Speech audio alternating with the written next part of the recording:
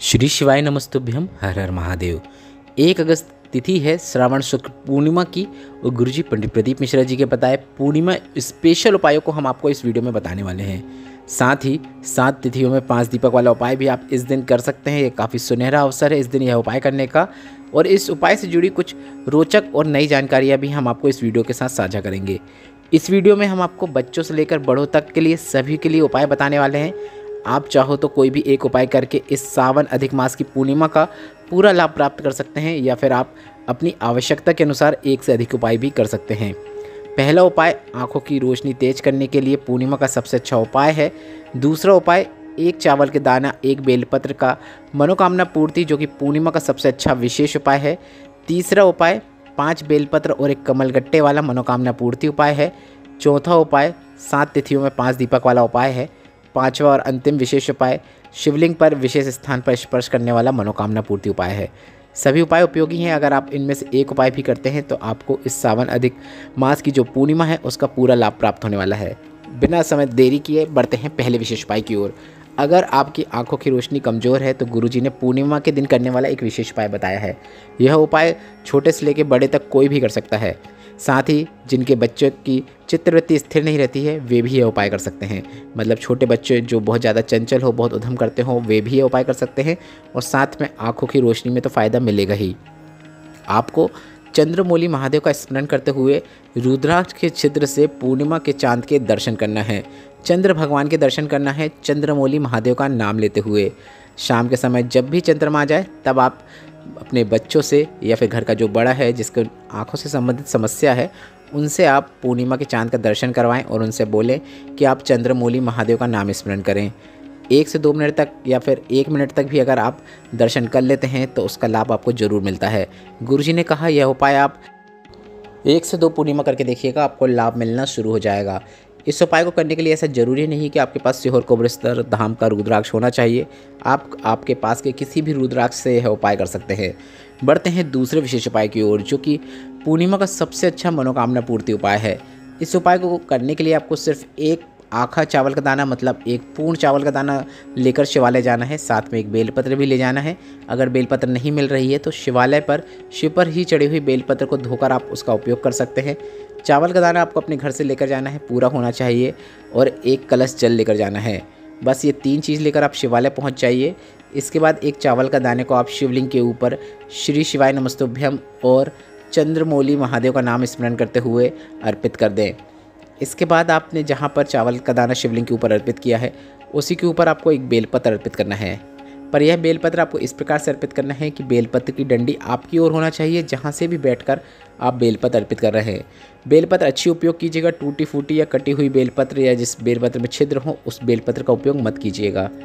बेलपत्र अर्पित करने के बाद आपको 1 कलश जो जल लाए हैं वह चंद्रमौली महादेव का स्मरण करते हुए उस चावल का दाना और बेलपत्र के ऊपर वह कलश का जल पूरा अर्पित कर देना है।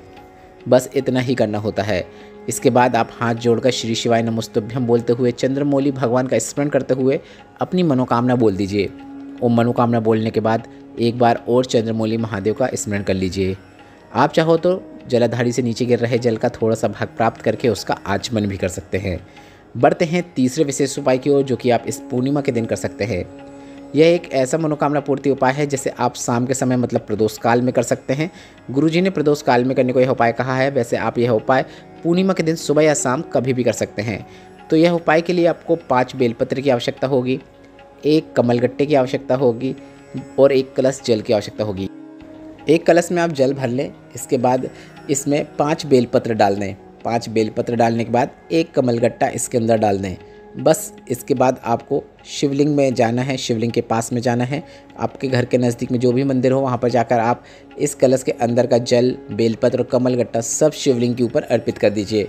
अर्पित करते समय फिर आपको चंद्रमौली महादेव का स्मरण करना है और साथ में श्री शिवाय नमस्तुभ्यम मंत्र का जाप करना है। अर्पित करने के बाद आप अपनी मनोकामना बोल सकते हैं। अब यह मनोकामना रोग मुक्ति की भी हो सकती है, धन प्राप्ति की भी हो सकती है, कर्जा मुक्ति की भी हो सकती है, या फिर शीघ्र विवाह की भी हो सकती है, या फिर व्यापार वृद्धि या फिर नौकरी प्राप्ति की भी हो सकती है। आप किसी भी प्रकार की मनोकामना को महादेव से सम्मुख जाकर बोल सकते हैं।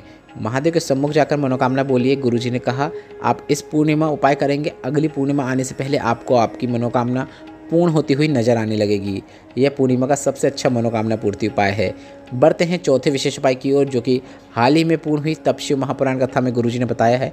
गुरुजी ने कहा है कि ऐसा मौका 19 वर्षों के बाद आपको मिल रहा है कि सावन और अधिक मास जो है वह भी सावन का ही है, मतलब सावन का ही अधिक मास है। ऐसे में ऐसा 19 वर्षों के बाद आपको एक ऐसा उपाय करने को गुरुजी ने कहा है, जो कि अगला कब करने को मिलेगा आप समझ सकते हैं, क्योंकि 19 वर्षों के बाद ही ऐसा मौका आया है कि सावन और अधिक मास सावन का है। तो यह उपाय आप इस सावन के अधिक मास में करना बिल्कुल ना भूलें।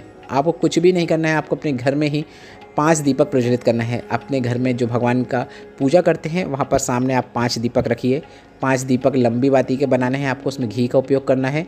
इस बात का आपको ध्यान रखना है। गुरुजी ने पहले बाती कौन सी उपयोग करना है वह नहीं बताया था बाद में, पर गुरुजी ने कथा के दौरान बताया कि इसमें आपको लंबी बाती का उपयोग करना है। 5 दीपक प्रज्वलित कीजिए शाम के समय, मतलब प्रदोष काल में। सूर्यास्त के 45 मिनट पहले से लेकर 45 मिनट बाद तक का समय प्रदोष काल कहलाता है। 5 दीपक प्रज्वलित कीजिए घर के मंदिर के सामने। आप चाहो तो एक वहीं मंदिर में छोड़ सकते हैं, वो बाकी के 4 आप जैसे दीपावली में बाहर ले जाके घर के रखते हैं वैसे आप घर के बाहर रख दीजिए। आप चाहो तो एक दीपक तुलसी के क्यारे में भी रख सकते हैं।